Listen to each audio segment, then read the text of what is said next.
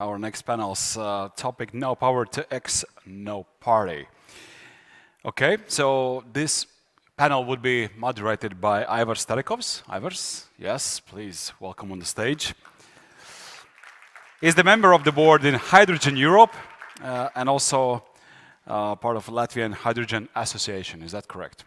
So we shall now invite the remaining participants of this panel. Preet Lepasep, CEO of Sunly. As his T-shirt says, the company's name. Nice. All right. Kaspars Tsikmach, member of the management board and chief development officer in Latvenergo. Jens Ole Madsen, head of business development, Power to X, European Energy. And Are Gradhen, regional director in Samskip, Norway. All right. So again, reminding about option to ask questions through menti.com, and you would moderate them, okay? Yes, thanks for a very nice introduction. I like that we have the best of the panels. No power to X, no party. So this means we should have a party. I hope that everyone will not get sleepy because we had the most important part of the conference, lunch. So maybe just shortly, we have a very weird situation today. So we have definitely wind behind us, which is growing strongly. What to do with this energy? And there comes into the game this X. What means X? I think beside starting introduction, let's start maybe with each of you understanding what means X exactly in your business portfolio. Jens, can I ask your? Yes, it's working. Yeah, the X where I come from is the hydrogen and derivatives of hydrogen, methanol, ammonia, and eSAF. That is the primary products of X that we are looking into in the future and working with right now. Thanks. Preet? For me, it's, or for Sunly, it's really consumption. But what we mean is storing it. So we have invested a long time into a pump hydro storage facility in the Baltics. Now it's in a ready-to-build stage. So we are moving on with that in the Baltics. But concerning Power to X in Poland, where we are also active, or let's say over half of our business is in Poland, really. There we are considering ammonia as well. We are considering hydrogen near the customer. So those places where today the gray hydrogen is used. So for us, it's like that. So to speak, energy storage more, like basic. Okay, Kaspars? For Latvenergo as energy producer, so initially idea was to make greener or natural gas plants, so that instead of natural gas, gradually use hydrogen there mixing. And we also know that our natural gas plants are enough modern and that is possible to mix certain percentages. That is the initial idea, but looking deeper in this topic, we understand so it's also a good way to store to other seasons. We know that there is like moments when there is a lot of green energy and there is moments when not. For example, this year, Latvia is in exporting position, like we are exporting green energy. Probably yesterday and last all months, twice more we are producing than Latvia can consume, and it's everything green energy.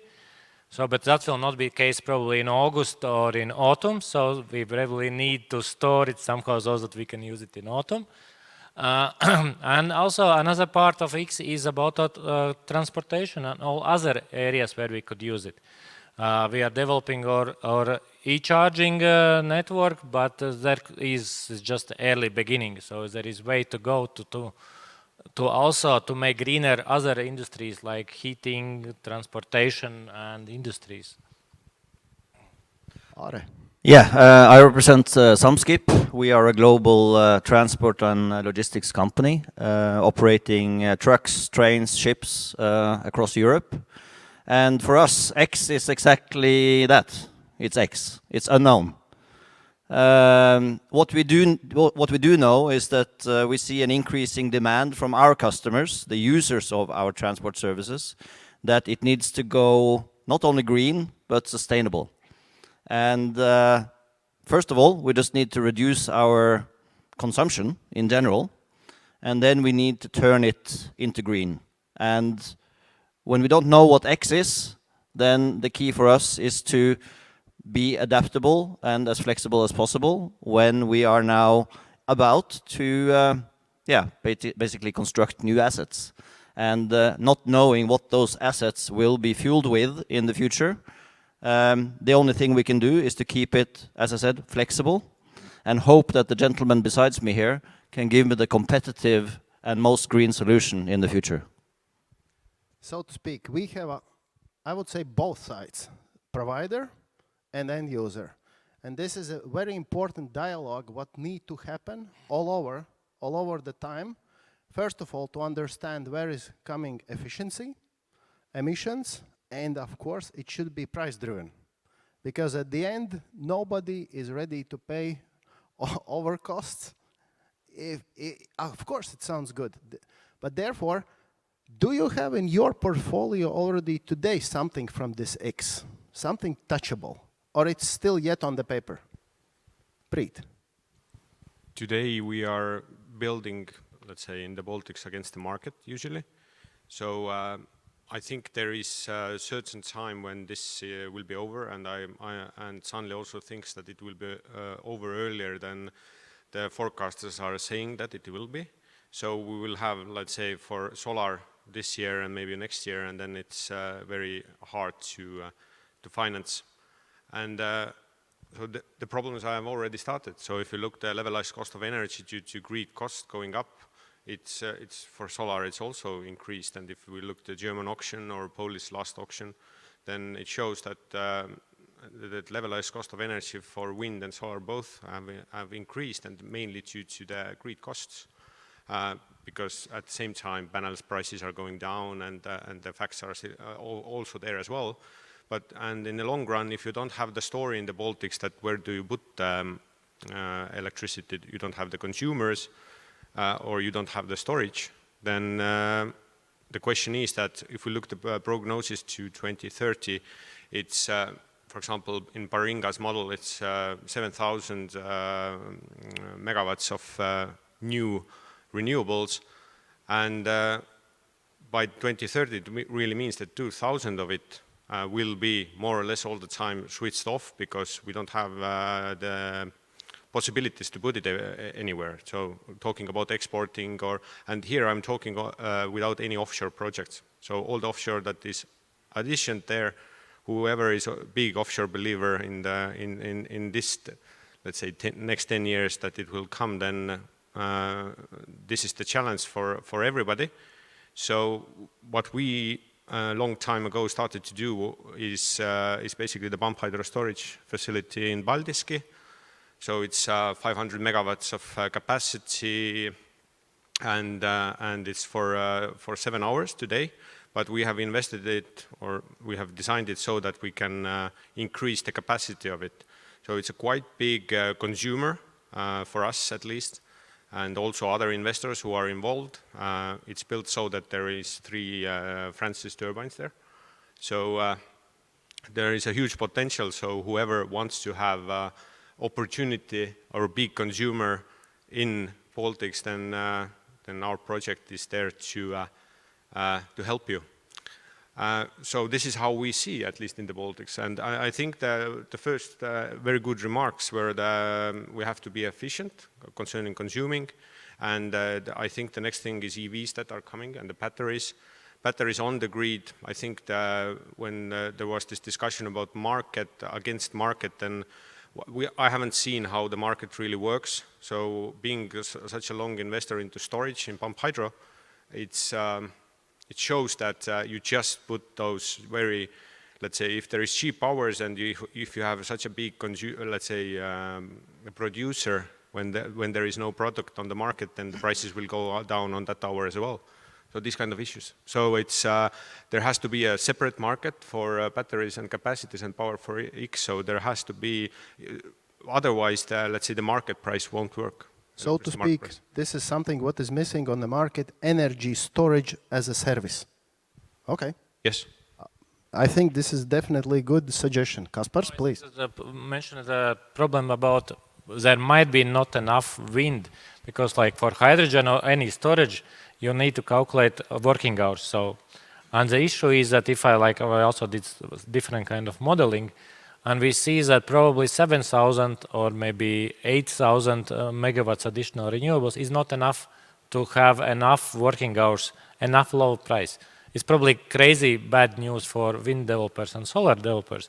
But for storage, we need even more projects on the market so that we can run successful. So there is some hope. For example, I don't know, you probably read last week in Czechia, 400 megawatts was switched off just because there was no space in grid to put solar. So that's really happening and also happening in Eastern Europe already. So it's like probably couple of years we will see in Latvia and Lithuania when during some sunny days some solar parks will be curtailed. But that means we are too slow with storage solutions. But for storage, solar is not enough. We need wind. We need more working hours. I cannot build storage project which works just few hours in summer. So I need like more. And that's general for storage and hydrogen issue. Okay, but coming back to portfolio, do you have something what yet not publicly have been announced?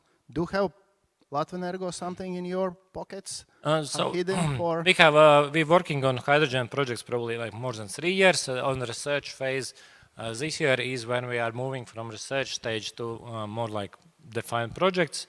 For example, exactly yesterday we applied for one hydrogen valley project. Let's hope that it will be approved by EU institutions and then it will be more.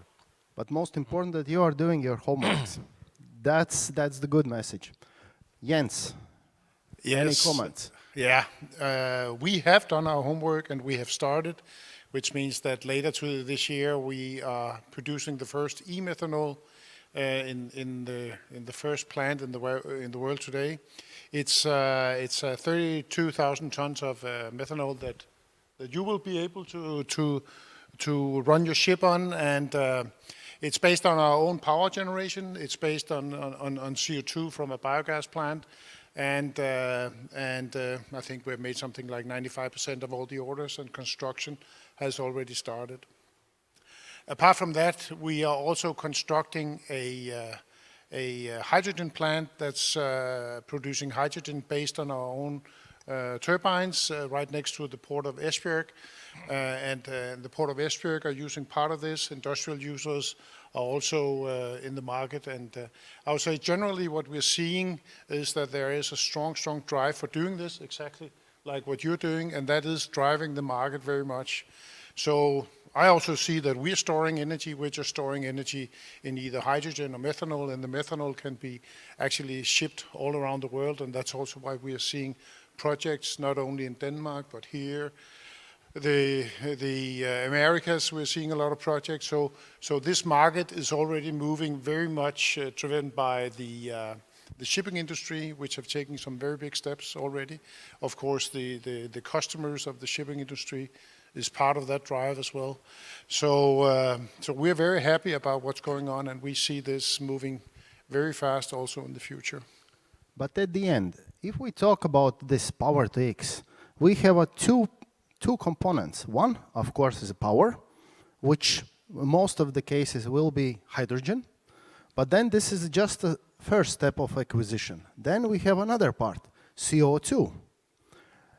And I think this is another big question mark, because there is a lot of talks, but at the end, okay, guys, okay, knowing Jens, your background in Haldor Topsoe, chemical industry, this is something what basically it is all about power to X.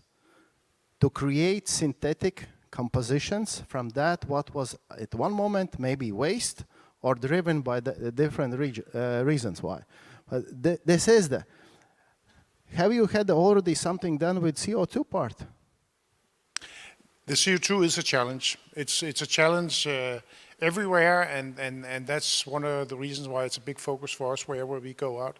We normally say that there are 4 things needed. We need water for the electrolyzers. We need power from the turbines. We need logistics for the end product, the methanol.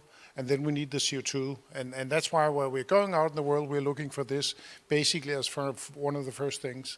But there is a lot of CO2 available around. There are smaller sources, there are bigger sources, and it is possible, at least for the next very many years, to move forward on this.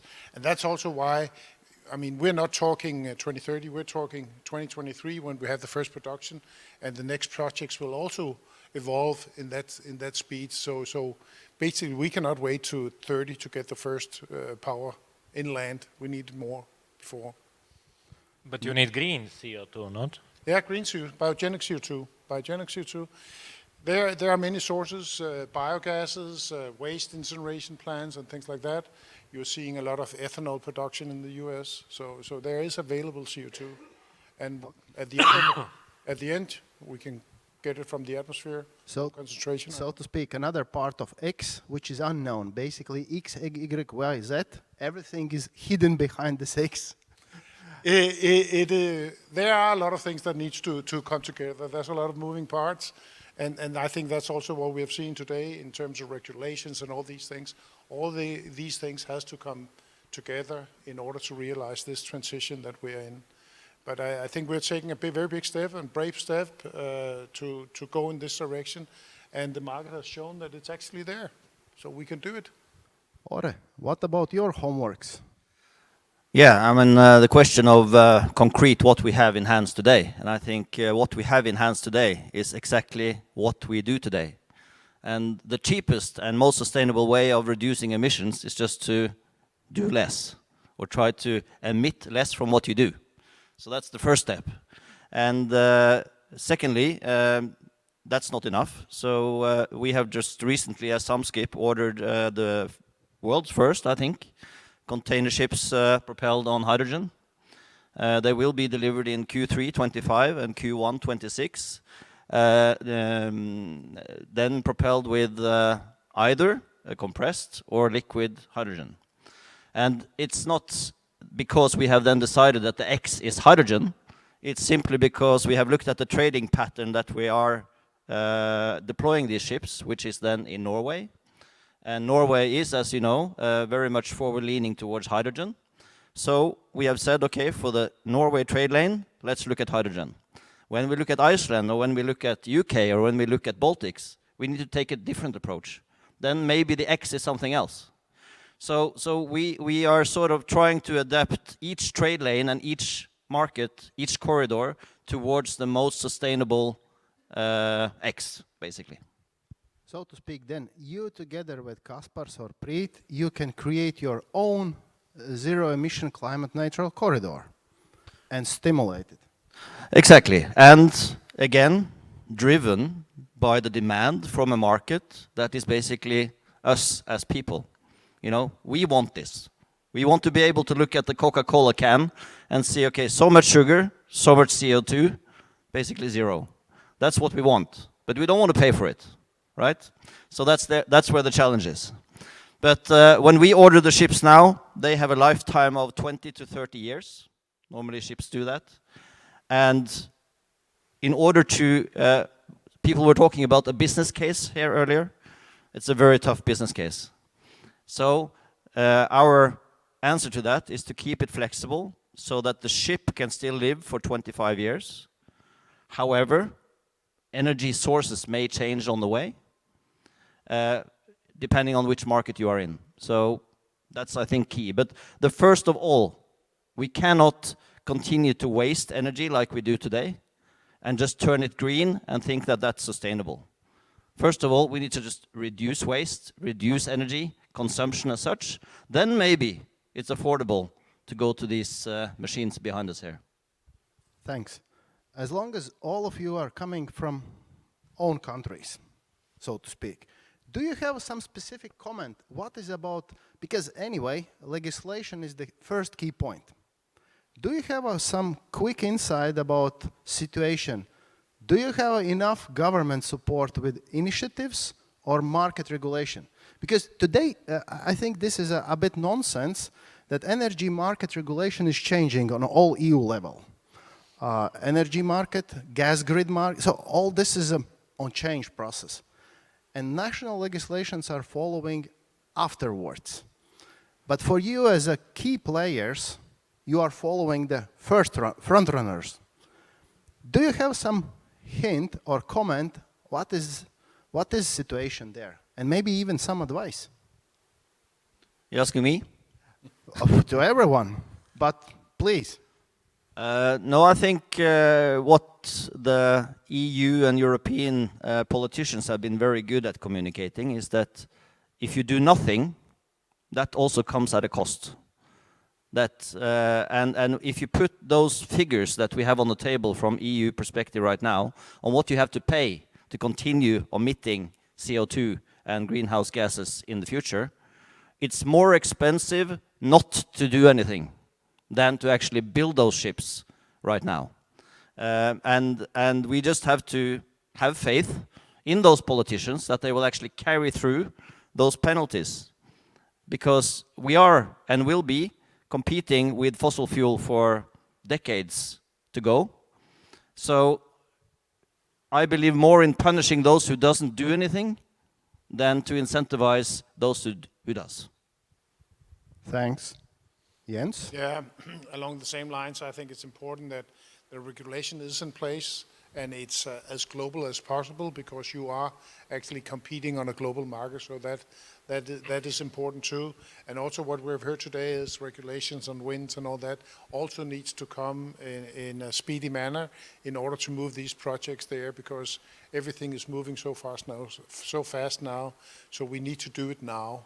So it has to come together and has to work, and the perspective on punishing those emitting is I think will be working as well. So that's the way that we're seeing things are going. But again, it has to be not only in Europe, it has to be global.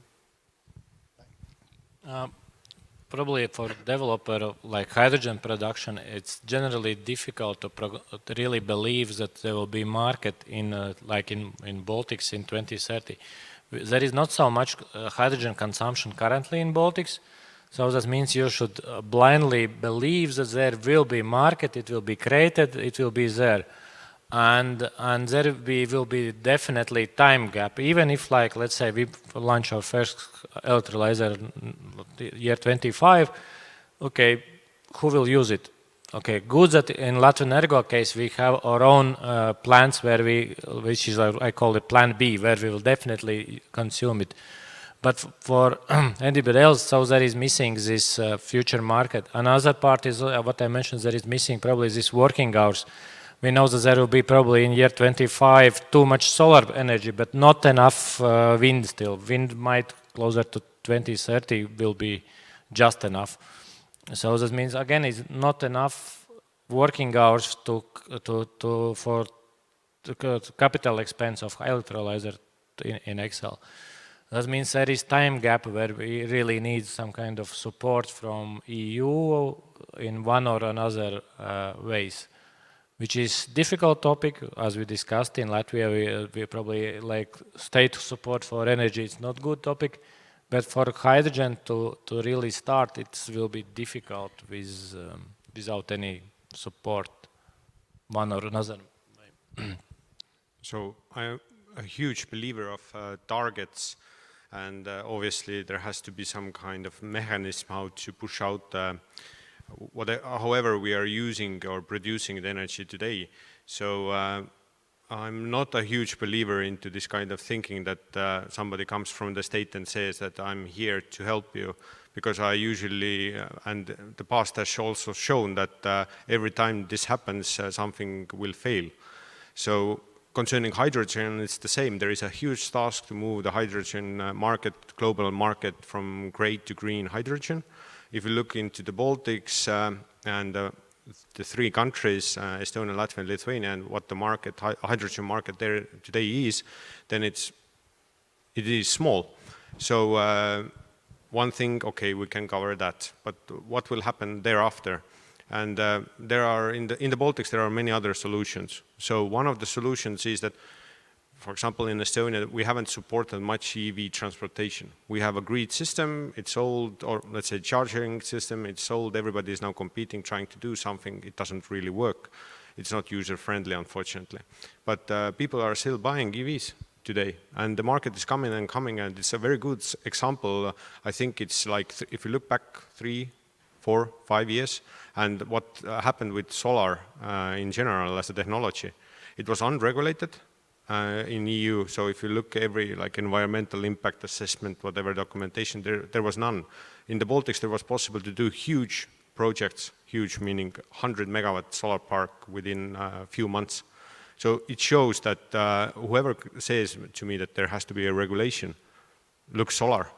So all the developers, there are many new companies like Sunly as well, who are now big players. We have 30 gigawatts of developments now, as of today.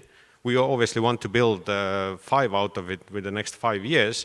Huge task, obviously, and we are dealing with this kind of issues all the time, what are there. But regulatory-wise, I think the less, the better. And yeah, so one thing that the politicians can do is that, for example, in Estonia, we burn a stone called oil shell, which has a lesser caloric value than basically, if you burn it, then there is more waste than there is energy. And we do it because it burns. And we have promised many times to close it down. And this is a very good example. If you promise to close it down and you do not do it on the 3rd time, nobody believes you anymore. And we don't need the money in wind or solar. But at the same time, we need also trustworthiness that whatever is there at the moment will go away. Because if it doesn't go away, then when it starts to have errors, then we as a consumers, we will feel it. But Sunly will be there to help. Okay, thanks. So I see that also we have from audience already start arriving some questions. Therefore, maybe I will start with the first one. Kaspar, this is a question to you. What are the incentives for foreign investors to enter Latvian hydrogen market? Do we have something here? I don't know. No? No, it's probably not a question I can answer. I would say then they should come to Latvenergo and make a deal, B2B. Yes, so we can cooperate, yes. Can we translate this like invitation? Yes, we are Latvenergo is one of areas we are making hydrogen developments.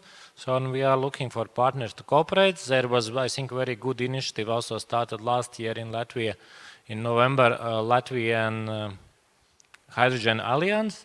There is regular meetings with over 20 partners participating. And I think that this interest in hydrogen is Latvia growing seriously. Okay, great. There was some mentioned about power to X and business cases. Do you have maybe, Are, do you have some already insight about business case and how it is changing from direct connection to a single renewable energy assets? Do you as end user have some comments on it? Changing from a? I mean, power to X business case or so influence of that. Yeah. I mean, the business case is not a spreadsheet with an IRR after the calculation, right? The business case is more how we view the future and how our customers view the future.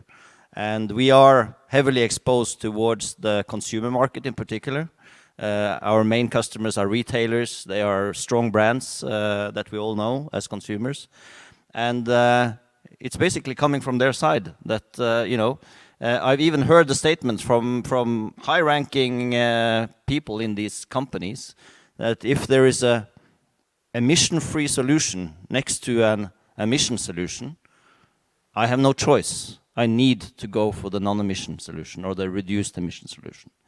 And to us in Samskip, that's a strong enough business case to make the investment. Okay, good and fair answer. But maybe then second, as you are transport guy in this group, there was mention about transport corridors as one of the solutions that does in your opinion all modes of transport will switch to one fuel? But I think you already said that there will not be one fuel. No, and our specialty is that we concentrate on what we call multimodal transport. So we offer door-to-door throughout Europe, and the one transport can contain a truck, a rail, a ship, in both ends of basically the transport.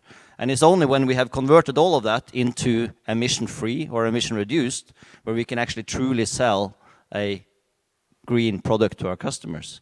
So in the beginning I said we also have fleets of trucks, barges, we have locomotives, and of course it's only when we develop all of that into emission-free we can truly sell the full 100%. But the truck, may the X be something different than the ship, and the locomotive may be a different X than the truck. So this is what I'm saying about being adaptable to that particular market and the corridor where you are actually doing business.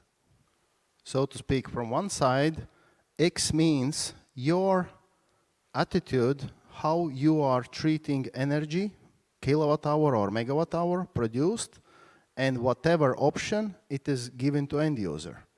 Because we are adding something, you are having ammonia, methanol, ethanol, whatever, but the point is behind that is always energy. And this is something what we need to be smart enough and open enough to calculate kilowatt hour all over through whole route. And that's the way how you can get the right answer maybe. For example, a distribution truck for parcels in Riga can probably go on battery, no problem. But you don't drive a semi-trailer of 50 tons across Latvia on battery. That's just not possible. Then you need to look at, for example, hydrogen or other X's. Or on the other hand, it's also a diversity of solutions. Because if you have only one solution, then you are directly dependent from that. And especially I know that for energy companies that you cannot rely only on one. You need to have a redundant system for energy. We saw what happened in Europe last year. Then it would have been good to already have been in 2030. Maybe it would have looked a bit different. Yeah, but that was also, again, a good additional driver to really reinitiate those negotiations. Yes, indeed. Yeah. So. And only the one problem is because policymakers, they want to see clear answer. Okay, give me a battery, it will solve everything. And unfortunately, what we are saying here, there is no one solution. No, behind X, there is hundreds of different solutions. But we should be ready for that. So it will be a big party. Definitely. And I think this is also one of the kind of ways. This means that energy company can rely on their portfolio in terawatt hours. That's what we are producing. 1 terawatt hour, that's what. But we can offer to end user this terawatt hour delivered in different ways. But the point is, as Kaspar said, I should be ready for that. I need to start to proceed with demos today, with the trials, case studies, B2B meetings, sit down with the Jens, sit down with the Preet, to discuss those options and try to calculate them, test on feasibility. Yeah, but I think that's already happening around the world. All these different cases being evaluated and understood. The way I see it is very much like you do. The future gas station, it will have power, it will have hydrogen, methanol, ammonia, everything. And then depending on what you're driving, then you will make your choice from there. And that's also what's going to happen in the future. I don't think there's a winning technology that's going to take everything. All of them are going to be there eventually. And I think they're all being developed right now. The markets are being developed right now. And that's what we're going to see in the future. Also, maybe depending on regions, countries, they're going to be different. So it's going to be interesting to see. But I'm quite sure that all of it is happening.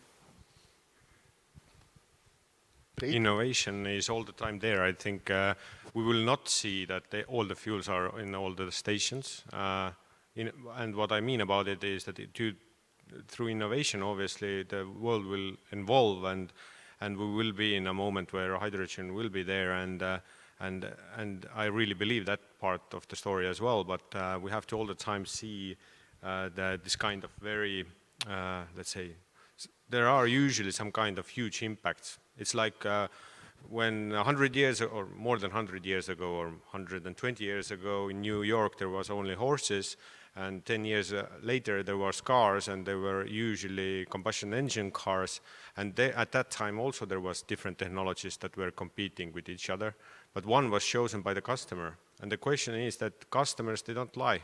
They will choose one technology and they will take that technology which is at that moment the best solution for them. And but at the same time, through innovation, we still involve forward. And in Sunly as well, we invest into hydrogen startups. So electrolyzer, different materials that are used there to help this technology to go forward. Do we make a hydrogen decision today? No. For us, the Excel doesn't work. We are, let's say, if we look what is asked in the Baltics or offered electricity price, I have other things to do at the moment. So, and there is a lot of things to do before that when I reach this moment, and that I will need to sell my electricity to electrolyzer owner who will do something with it. But at the same time, for example, if we're talking about ammonia or let's say in solving the food industry issues, which is quite new due to the war, I think this is the new way how to use hydrogen really in this region, because all the fertilizers, they were coming from Russia or through Russia to us. So doing something close by where we produce solar or wind, and there we produce also the fertilizers. This is, I think, the next big up-and-coming hydrogen part. Preet, I have one question to you from audience. What is your opinion? Is hydrogen unicorn or fairy tale?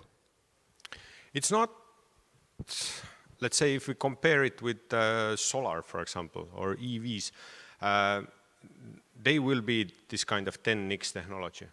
Hydrogen, concerning this, let's say, gray hydrogen part, we will see, I don't know, somebody can, maybe I'm wrong, but it's some 120 billion market, gray hydrogen market in the world every year.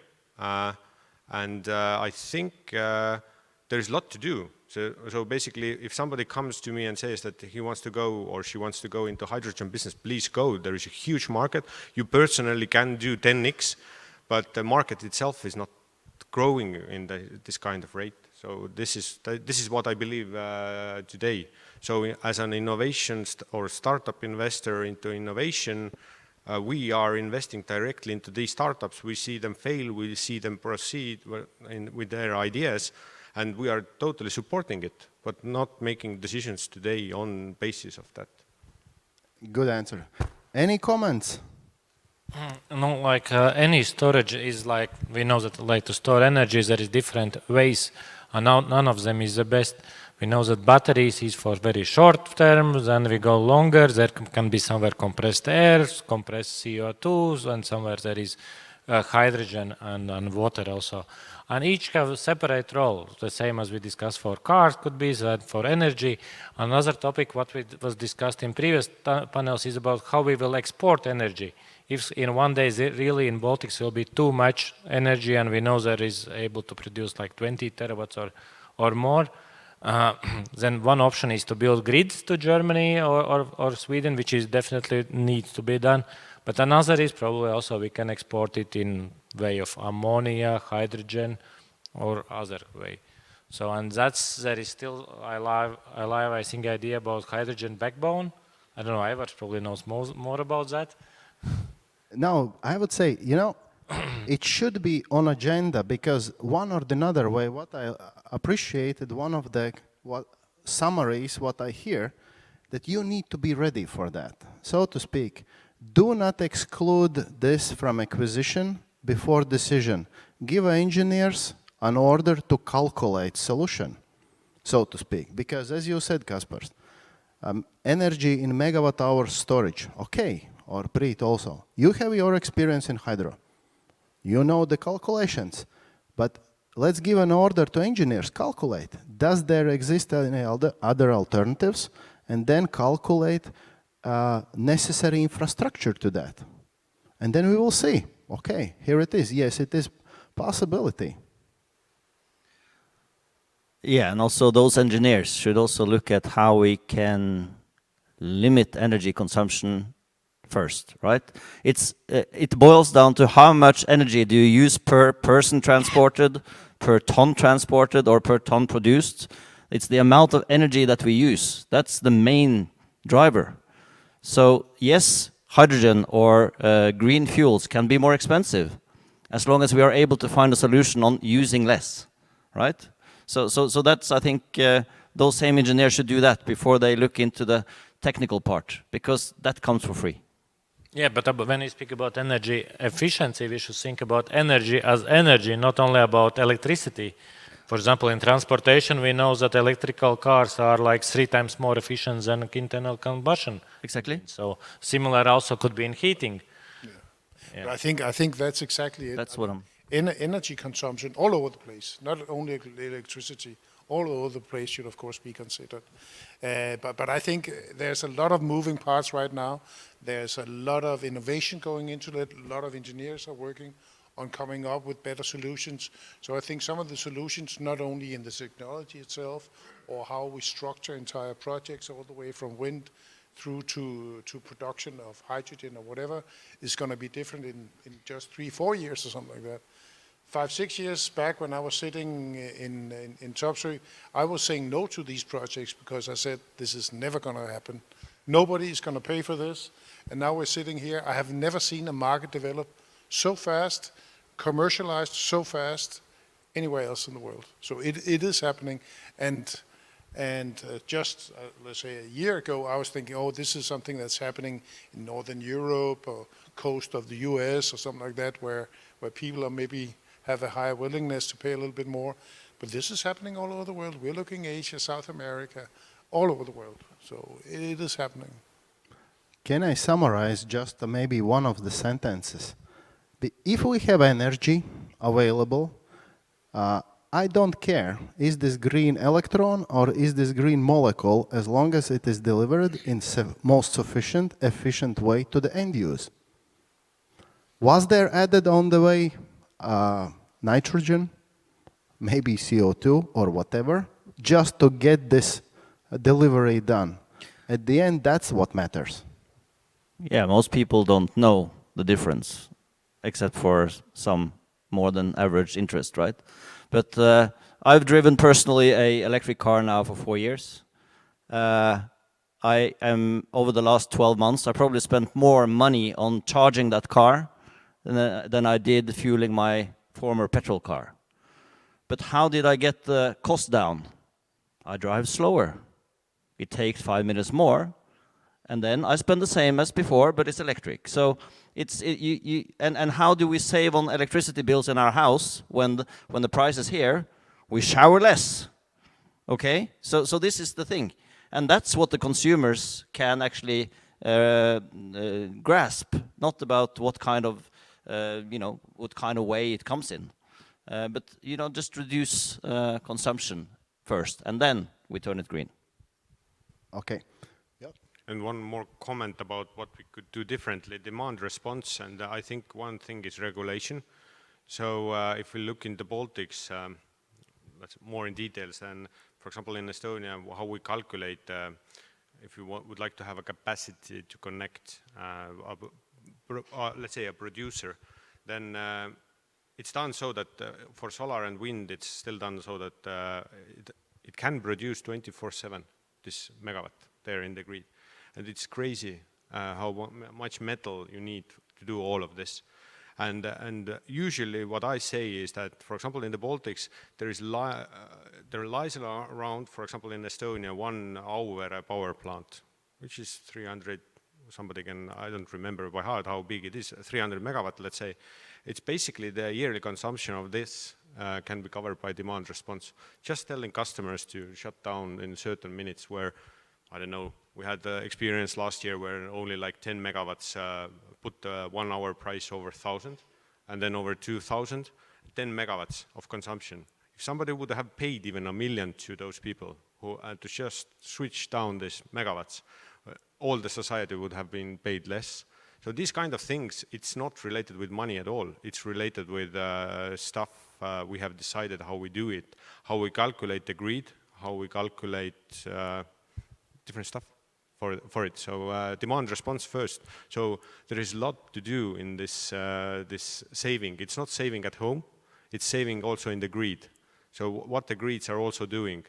I think that if there are competition authorities in the room, please go and just go back to school, learn, and you will find huge potential there. So to speak, we need to take care that our policy makers are aware about everything what has been achieved in physics years ago, just to remind that, hey, world today is not ready to work in old way. We need to change your thinking. First of all, directly, basically, Power to X unlocks direct deals between energy providers and users with new ways of making business. Definitely. I would just like to comment that, of course, the mentioned hydrogen-propelled ships that we are now building would not have been achievable unless we had a government arm that was helping out with a kickstart. It's not at all paying the bill, but it's at least an incentive to do it without the famous business case with the number in the end. And also, what I think is a good example from Enova and Norway, which has helped us with this, is that not did they only incentivize the ship building, but in the same grant award, they also subsidized the producer of the hydrogen and also the provider of the services, and also so took a value chain perspective on the hydrogen on this trade between Norway and the continent. And I think that's, if I can give a sort of final comment to how we can get further on this, is take a look at the trading corridors and look at all the stakeholders in that value chain. And don't forget the end user when grants and subsidies are given for promoting change. But who should do this job? Government? You as energy companies or transport? I think we all have a duty to do it. Someone needs to take the lead. In our case, in Norway, because Enova, the government arm, has taken that approach. But of course, that approach has not come automatically. It has come from a demand from a market, combined with the demand from the consumers, right? So I think it needs to be initiated by the actors, but there needs to be some sort of an arm that collects the initiatives and can look at it from a value chain perspective. Is anyone from you ready? Because there is a question from audience. Can you give us some figures on electricity price and hydrogen? I know it's electricity price and hydrogen price. I know that it's a tricky question. Can you give some insight? No, there is like calculations different. I don't know what is in your business cases, but like we are playing sometimes these numbers 10 euros per megawatt hour. I like that figure. That's good for hydrogen, but bad for wind developers. Fully agree. But again, if we are looking on wind power, today wind power, because of fluctuation, is not always in line with the grid demand. From this point of view, if you can additionally get added value on that what was wasted anyway, we know the German market, it's not only that in the where wind is enough developed, then the question what to do with this electricity when you are paying for this, that somebody take it. Yeah, I think that's also what we're going to see a little bit in the future, that it's going to be much more integrated, the power producers and the electrolyzer and downstream values is going to be more introduced. Now there's a lot of focus on producing power for the grid, for the power prices there.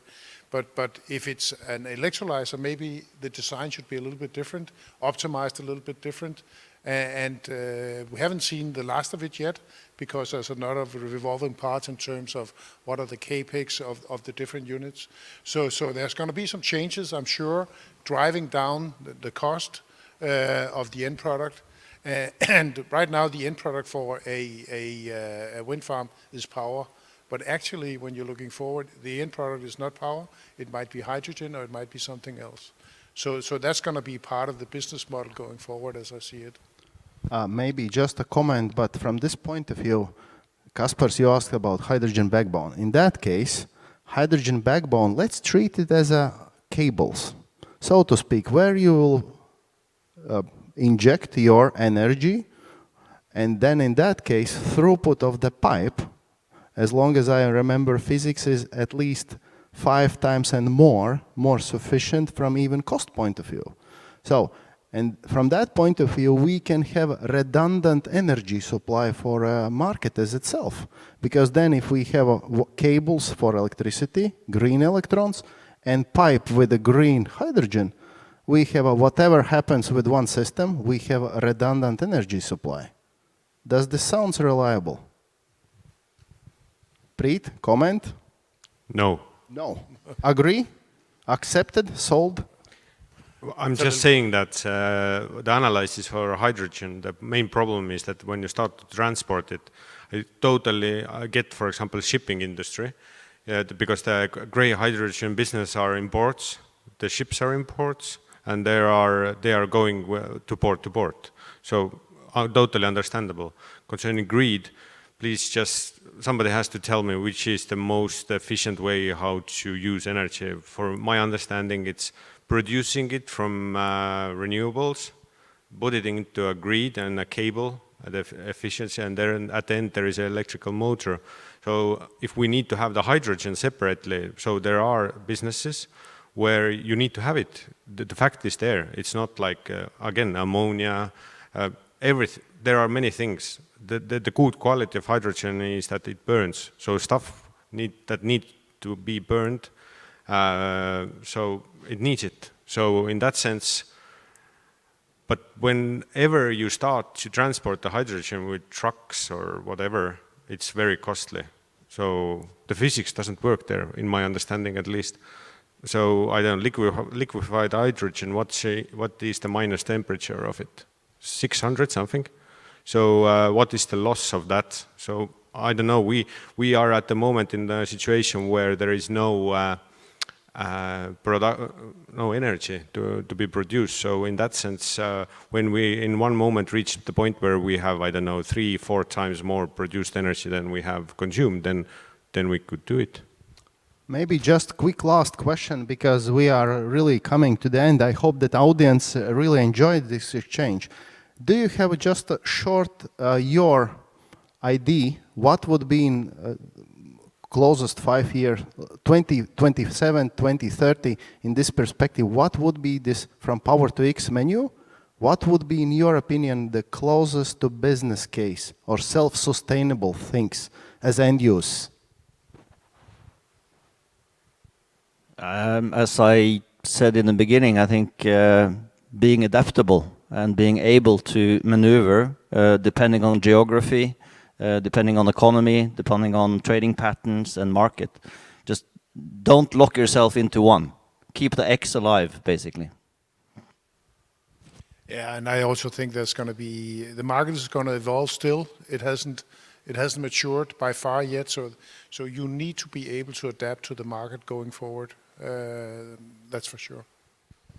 I also don't know which exactly might be in this year. That's why our approach is that we are planning to produce hydrogen as plan B to use in our own stations. Rest we will be like offering to rest of the market, and let's see how market will use it. We hope that they will find some kind of good uses for it. So I just had a long monologue about it. So I think shipping, I still think that and still the gray hydrogen market is there, and this also needs to swap from gray to green, and it's a huge potential. So whoever used the gray hydrogen today, the market I think first is there, the real money, because they're already doing something and they need to change. So yeah, is that. Okay, thanks.